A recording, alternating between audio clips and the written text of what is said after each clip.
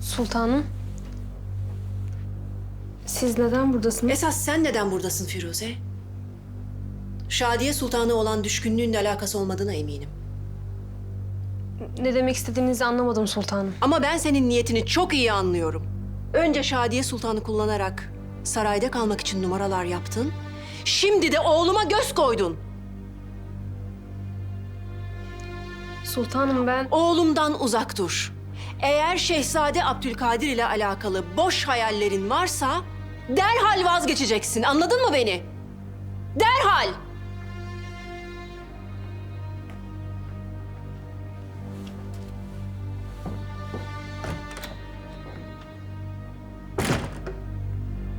Nefret ediyorum senden, nefret.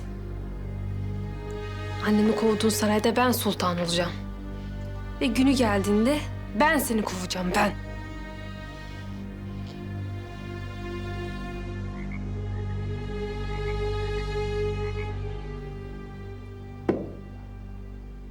İnsan bu hayatta en çok kime güvenir?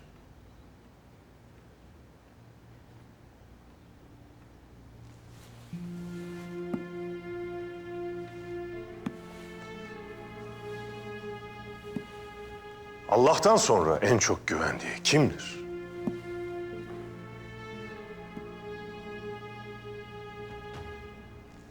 Ailemiz, değil mi? Aynı kanı taşıdığımız, müşterek geçmişimiz, muhtemel geleceğimiz olan ailemiz bizim en çok güvendiğimizdir. Siz benim ailemsiniz. Lakin aramızda o güven kalmamış. Kardeşim, evladı için benden bir şey çalmaya kalktı. Abi ben... Ben sizi suçlamıyorum. Kendime de pay çıkardım. Demek ki yeterince güven verememişim size. Validemi buna mecbur bırakan bendim hünkârım. Cezalandırılacak biri varsa o ben olmalıyım. Elbette. Elbette. Madem kardeşim senin için böyle bir yola girdi, o halde onun muradını yerine getireceksin. Nasıl? Bundan böyle petrol şirketimde Selim Paşa ile birlikte çalışacaksınız.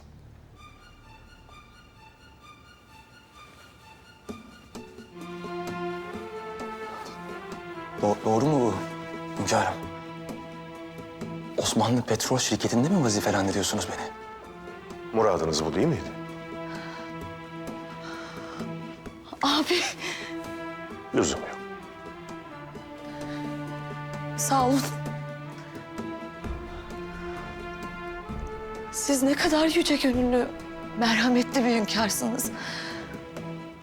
Lakin biz size asla layık olmayı beceremiyoruz. Görevimi hakkıyla yapacağım hünkârım. Emin olabilirsiniz.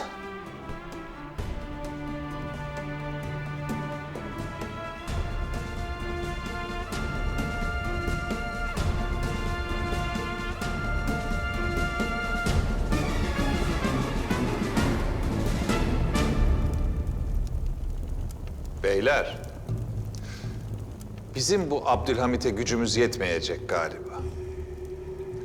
Parvus'un da gücünü alarak Abdülhamit'in karşısında durdum.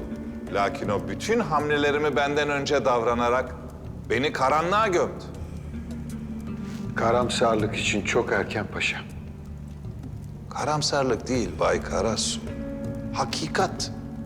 Mahmut Paşa, merak etmeyin.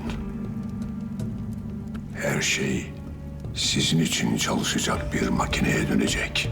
Yakında eski kudretinizle Abdülhamid'in sarayında olacaksınız. Beyler, aranızda sürekli kaybettiğimizi düşünen bir tek ben mi var? Mahmut Paşa haklı. Filistin'de toprak almak için yola çıktık ama şu an Yahudilerin elindeki Kerkük topraklarını satıyoruz. Erzurum, senin için Kudüs mü, Kerkük mü önemli? Büyük İsrail için ikisi de. Ama evvela Kudüs.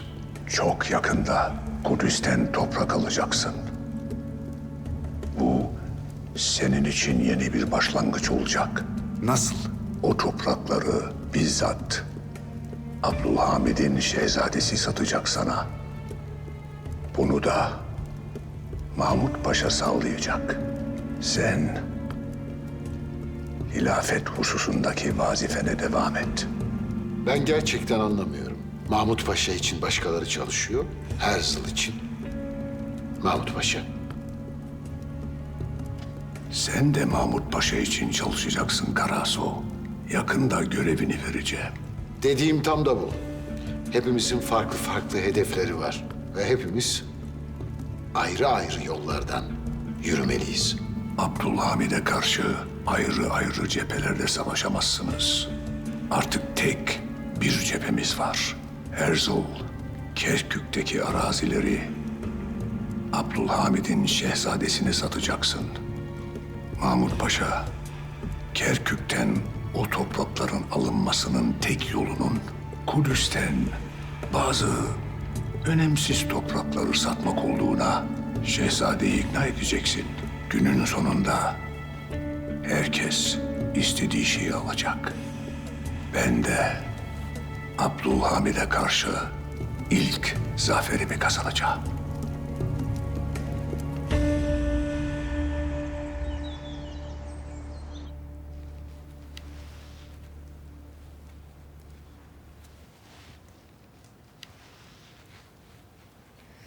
Neden kalıp çıkarıyorsun? Yeni ölçüler gelmedi ki daha. Ha.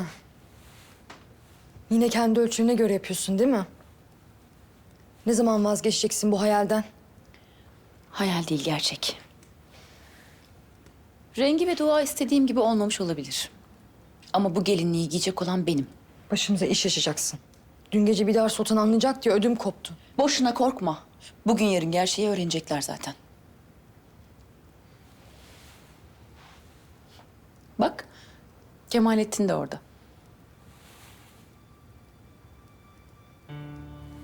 Belki de konuşmuştur bile amcamla.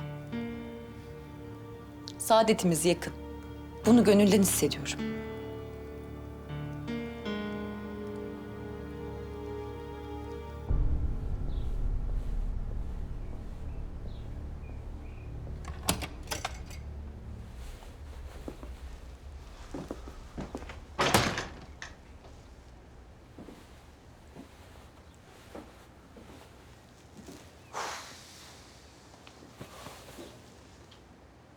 Hatice Sultan'la birbirimizi seviyoruz. Senin ağzından çıkarıp kulağın duyar mı? Ne yaptıysam yüreğime söz geçiremedim pederim. Gidip konuşacağım hünkârımızla. Asla böyle bir şey olmayacak. Kararım kesin. Beni ezip geçeceksin öyle mi? Beni bunu yapmaya mecbur etmeyeceğinizi umuyorum.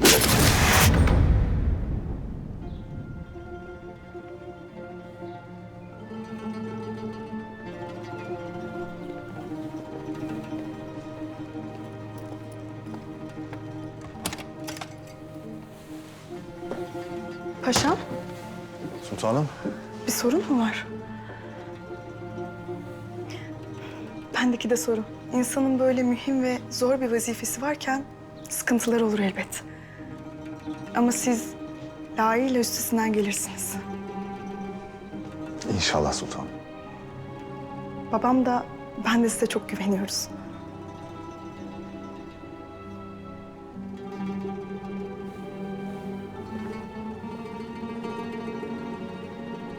Kemalettin şu an kesin Naime'ye evlenemeyeceklerini açıklıyor.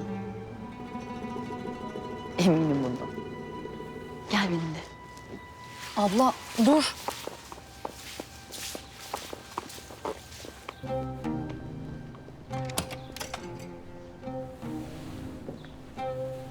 Sultanım. Paşam. Düğün hazırlıklarınızı mı konuşuyordunuz? Bilakis. Dertleşiyorduk müstakbel eşimle. Onu düğün muhabbetleriyle meşgul etmek istemem.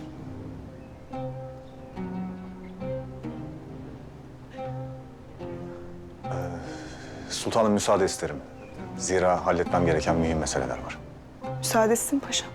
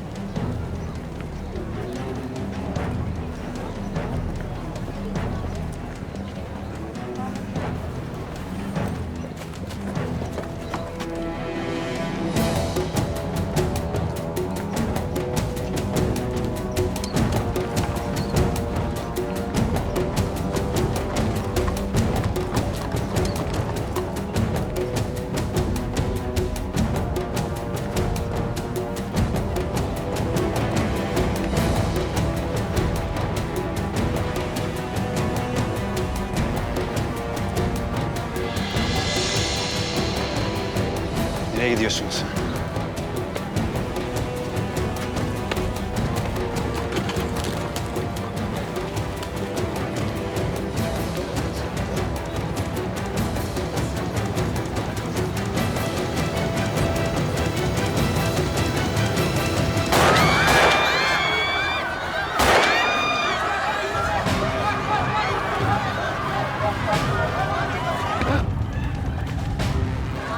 Nein! Was machst du? Du musst zurück zu uns, komm! Komm hier, was machst du? Du musst zurück bei uns, kommt!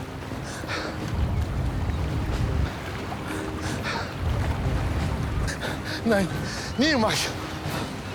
Hadi in oradan. İn oradan hadi. Hayır, yardım etmeyeceğim. Edeceksin tabii. Hayır. Sakın ha. Sakın. Sakın yapma ya.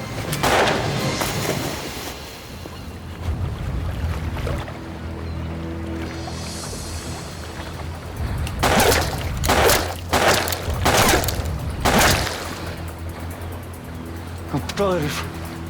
Silah sesleri şu taraftan geldi. Hadi çabuk çabuk.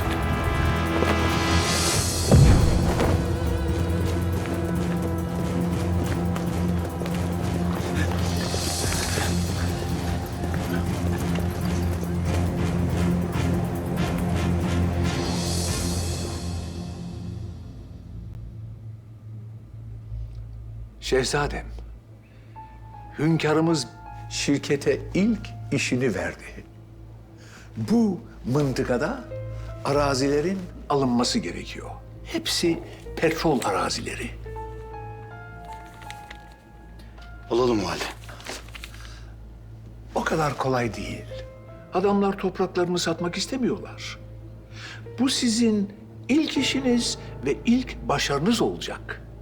Siz bu toprakları alın, ben de muhterem belerinize sizin ne cevval olduğunuzu anlatayım.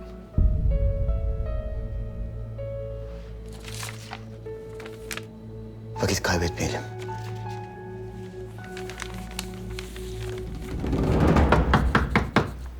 Gel.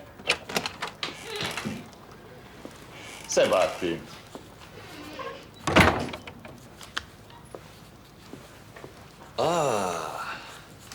Pederim siyasetten ümidi kesti de sanata mı yöneldi yoksa? Siyasetten ümidi kestiğim gün Sebahattin, teneşir suyumu kaynatmaya başlayabilirsin. Asla. Sana müjdem var. Abdülhamit öldü. Hayır. Neymiş? Padişah dayım beni Osmanlı Neft şirketinde vazifelendirdi.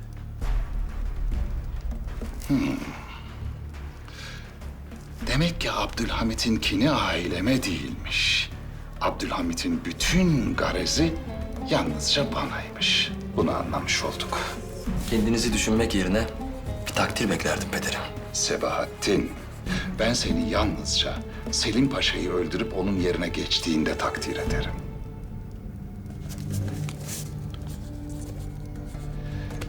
Biliyor musun?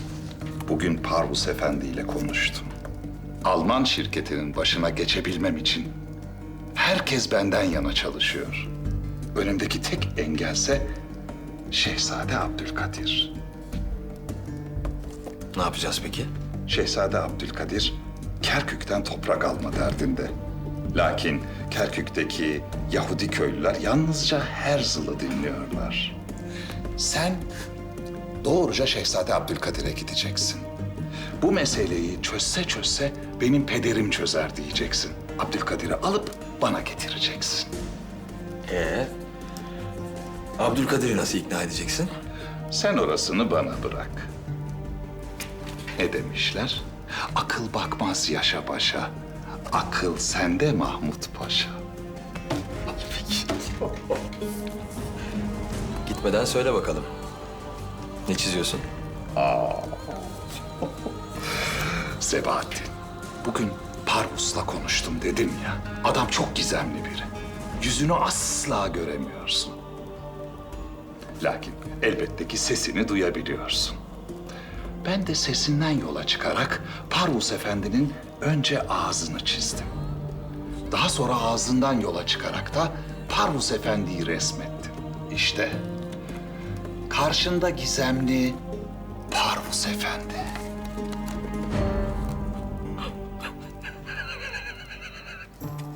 Ne gülüyorsun lan eksik nal? Size benziyor. Bana mı benziyor? Sizsiniz. Ne alakası var? Dangalak. Siyasete dönün bir an evvel siyasete. Ne alakası var? Kendinizi çizmişsiniz. Ne alakası var? Ne alakası var?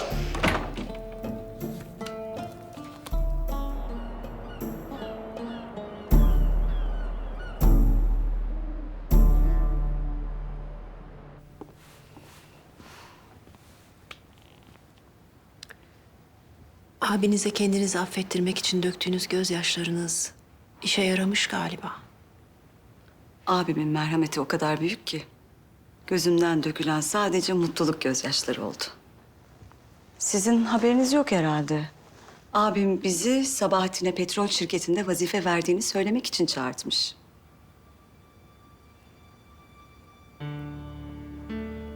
Doğru mu bu? Hünkârımız Sabahattin'le Mahmut Paşa'yı bir tutmaz. Ben de görevini layıkıyla yapacağından eminim. Hayırlı olsun.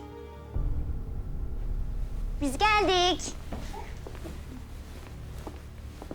Yemekte kavun mu yiyeceğiz? Şadiyeciğim o kavun dolması. Aa, hiç duymamıştım. Sultanım daha öğrenecek çok şeyiniz var. Babacığım müsaade ederseniz ben de yemek yapma hususunda aşçınızdan ders almak isterim. Öyle mi? Yemek işine mi merak saldın kızım? Kızımız yakında evlenecek hünkârım. Evinin mutfağında eşine yemekler hazırlamak ister. Her hanımefendi yemek hususunda mutlaka tecrübe sahibi olmalı. Maşallah. Baba, ben de Naime ablayla birlikte ders alabilir miyim? Sen kime yemek yapacaksın sultanım? Sana. Evvela taliminize soğanlı yumurtayla başlayınız sultanım. Buyurun.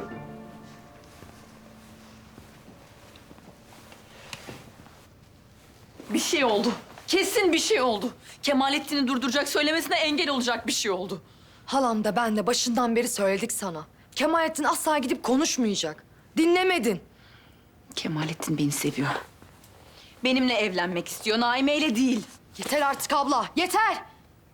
Kemalettin seninle asla evlenmeyecek. Unut artık onu. Unut! Eğer Kemalettin benden vazgeçtiyse bunu yüzüme söyleyecek. Şimdi.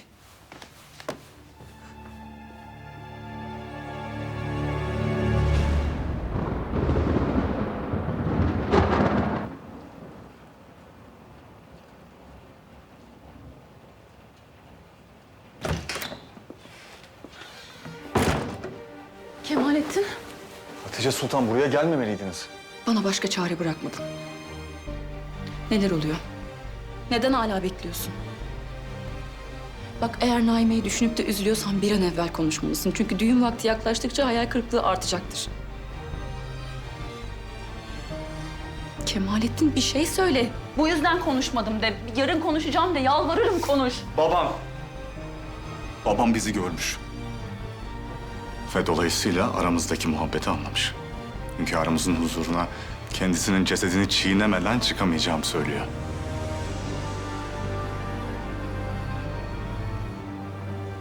Tamam. Tamam şimdi böyle söylemiş. İleride anlayacaktır. ben konuşurum hünkârımızla. Senin alakan olmaz. Hatice, hayır Hatice. Bak, ben senin için bütün umudunu bana bağlamış bir genç kızın hayallerini yıkmayı göze aldım. Senin için hünkârımızın gözünde küçük düşmeyi bile göze aldım. Lakin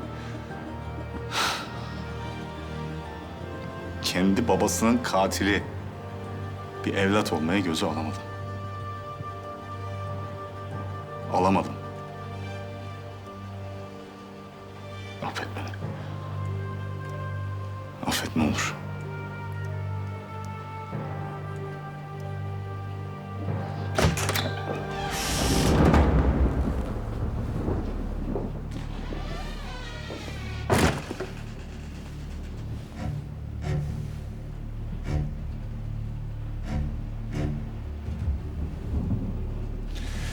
Derhal burayı terk etmenizi istirham edeceğim.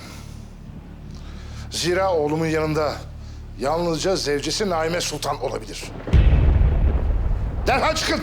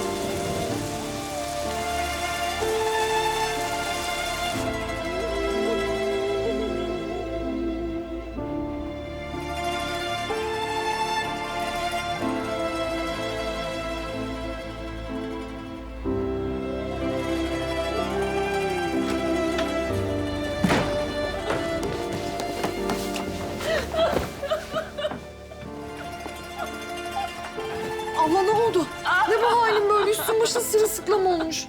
Abla, abla cevap ver ne olur korkutuyorsun beni.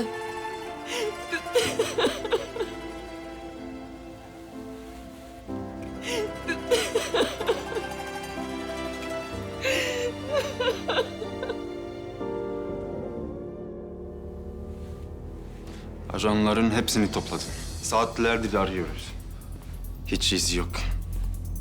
O adama çok ihtiyacım vardı. Sana söylemiştim. Yalnızca ayağına ateş ettim. Öldürmeye çalışmadım. Onun şimdi yaşaması ölmesinden daha tehlikeli biliyor musun? Eğer ağzını birisini açarsa. Zaten yaralıydı. Oradan sağ çıkması mümkün değil. Abdülhamid'in sırtını onun bana vereceği bilgilerle yere getirecektim. Elimdeki en büyük kozu kaçırdım.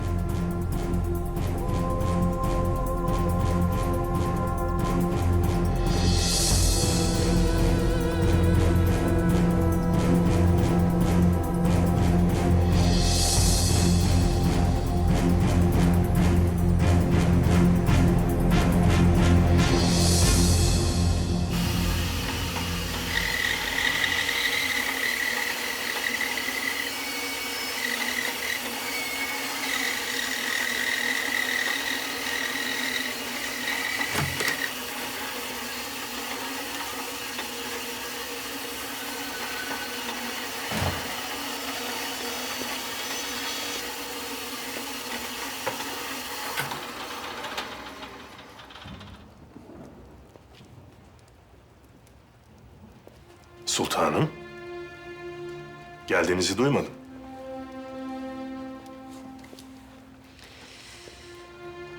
O kadar huzurla çalışıyordunuz ki ben sizi rahatsız etmek istemedim. Düşünebiliyor musunuz sultanım? Bu tahta bir ağacın dalıyken de böyle kuru ve sertti. Buna rağmen kökündeki suyu dalların ucundaki yapraklara kadar götürüyordu. Muazzam değil mi?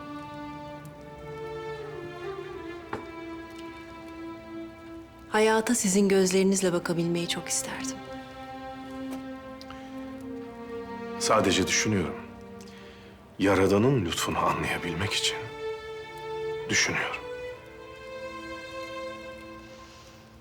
Sizin her şeyi dikkatlice düşündüğünüze eminim. Lakin Sabahattin'i petrol şirketinde vazifelendirmenizi anlayamadım. Seniha Sultan ve ailesi çok sıkıntı çekti. O kadar sıkıntı çekti ki kardeşim bana Devlet-i Aliye'ye karşı ailesini koruyabilmek için farklı çabalar içine girmiş.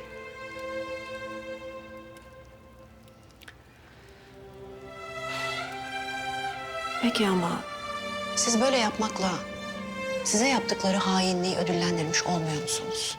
Bilakis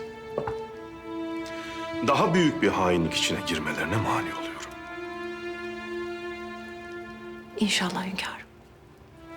İnşallah sizin dediğiniz gibi olur. Ve tekrar sizi üzmezler.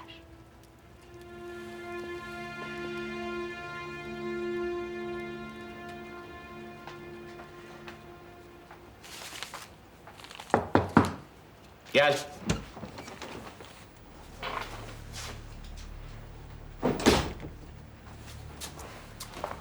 Şehzadem.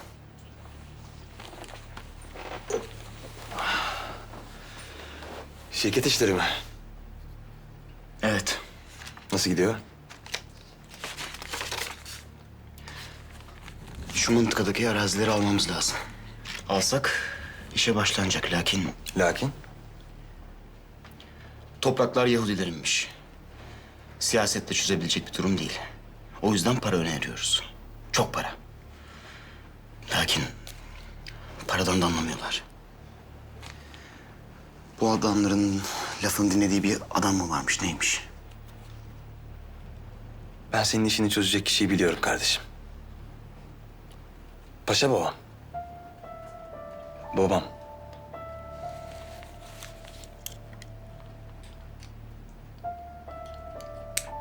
Mahmut Efendi'nin bu işle ne alakası var Sabahattin? Bedenimin çevresi çok geniştir. Mutlaka senin o söylediğin adamları tanıyordur. Pederinden gelecek yardım başımızı ağrıtır. Olmaz. Kimsenin haberi olmaz. Fena mı? Müşkülün çözülecek işte. Olmaz. Bak kardeşim, bir düşünelim. Neden pederinden yardım almak istemiyorsun? Pederin ne zaman hikayeme dahil olsa başım beladan kurtulmalı Sabahattin. Yetmez mi? Evet. Pederimin hırsları vardı. Çok kere engel olmaya çalıştım lakin bazı hatalar yaptı. Ama şimdi ne siyaseten ne de başka işlerle ilgili hiçbir talebi yok. Rüzgar nereye eserse oraya gidecek bir adam. Benim rüzgarımda durmasın yeter. Şöyle düşünelim. Hiçbir arzusu olmayan bir adam sana yardım edecek. Sana bir zararı dokunamaz. Lakin yardımı sana fayda verecek. Hesap senin şehzadem. Onunla konuştuğum dahi duyulsa başım derde girer Sabahattin. Sen pederime değil, bana güvenmiyorsun o halde. Senin hayatını kurtardım. Ama hala seni kandırdığımı düşünüyorsun. Ben bir tehlike yok diyorum ama sen hala oyuna geleceğini düşünüyorsun. Sabahattin!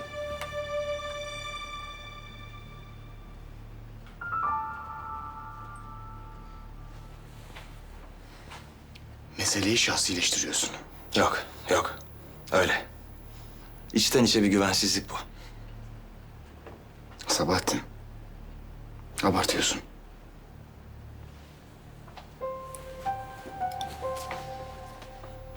Paşa babam olmadan bu meseleyi çözemezsin şehzadem. Ben senin için söyledim. Sen bilirsin. Eğer sen bu meseleyi çözemezsen mevzu bizim şirkete gelir.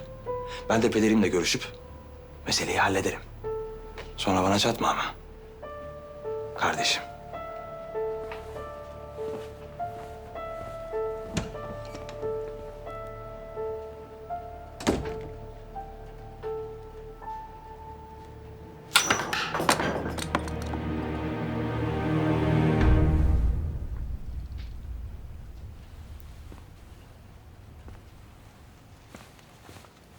Validem, dudak için dantel örneklere bakıyordum da. Sizce bu nasıl? Çok güzel. Sen beğendiysen mesele yok zaten.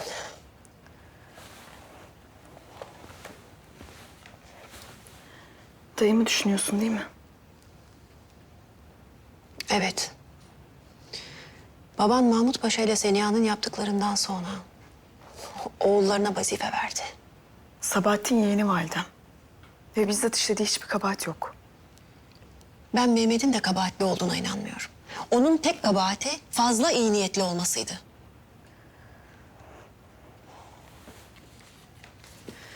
Kardeşim o durumdayken ben burada hiçbir şey yapmadan duramam. Ya babam duyarsa? Lütfen iyi düşün.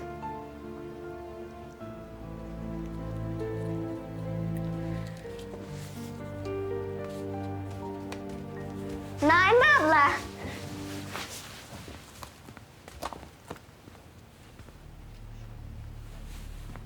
Şadiye Sultan'a saray adetlerini hala öğretmemişsiniz. Kapı çalmadan odaya giriyor. Affedin sultanım, mani olamadım. Odalara girip çıkarak Naime sultanımızı arıyordu. Naime abla. Yarın sabah kaçta gideceğiz yemek dersine? Sen bu kadar çok mu öğrenmek istiyorsun yemek yapmayı? Evet. Babam ben yemek yapacağım.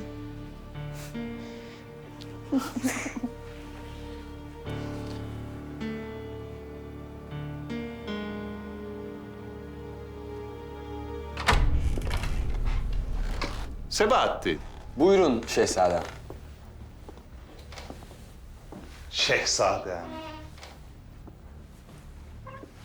Hoş geldiniz. Sizi nasıl özlediğimi anlatamam. Enişte bey.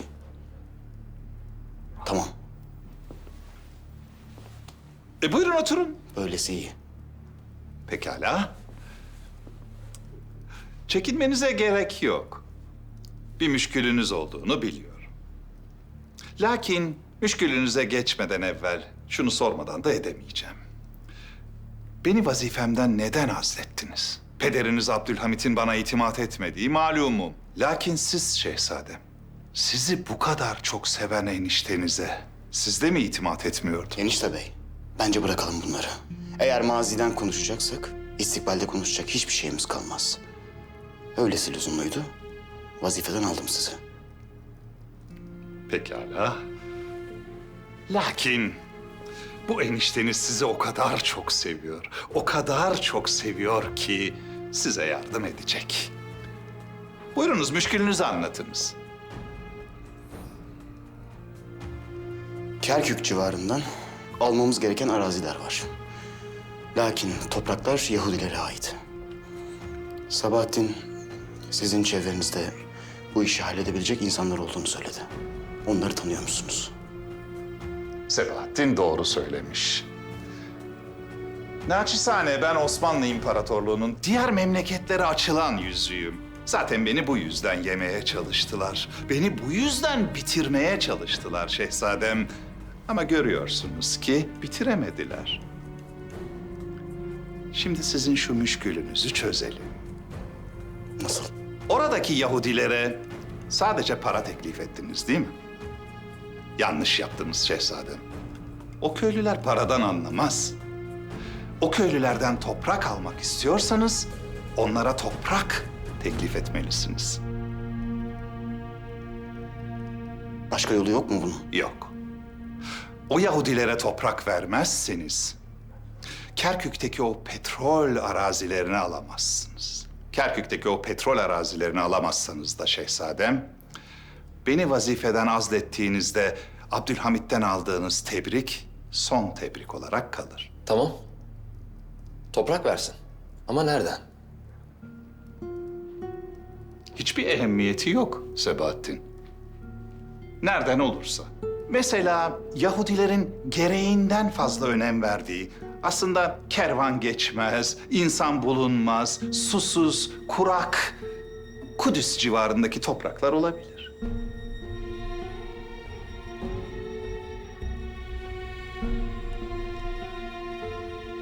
Olmaz. Neden olmazmış? Olmaz. Uzun iş. Kudüs'ten toprak alacaksın. Sonra gidip bunu başkasına satacaksın. Benim bu işi hemen halletmem lazım enişte bey. O zaman şehzadem, İzzet Paşa'nın elinde Kudüs civarındaki topraklardan var.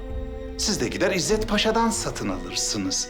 Daha sonra İzzet Paşa'dan satın aldığınız o toprakları gider Yahudilere satarsınız. Gördünüz mü? Ne şiş yandı, ne kebap.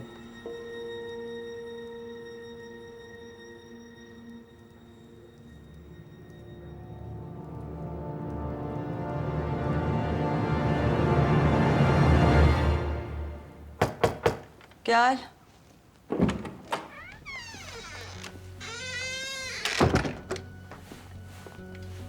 Sultanım, size bir haberim var. Söyle. Bidar Sultan, kardeşine mektup yazıyor. Kendi gözlerimle gördüm. Yani yardım edecek. Tam da tahmin ettiğimiz gibi. Lakin hünkârımız bunu nasıl öğrenecek? Hiçbir sır sonsuza kadar gizli kalmaz sultanım.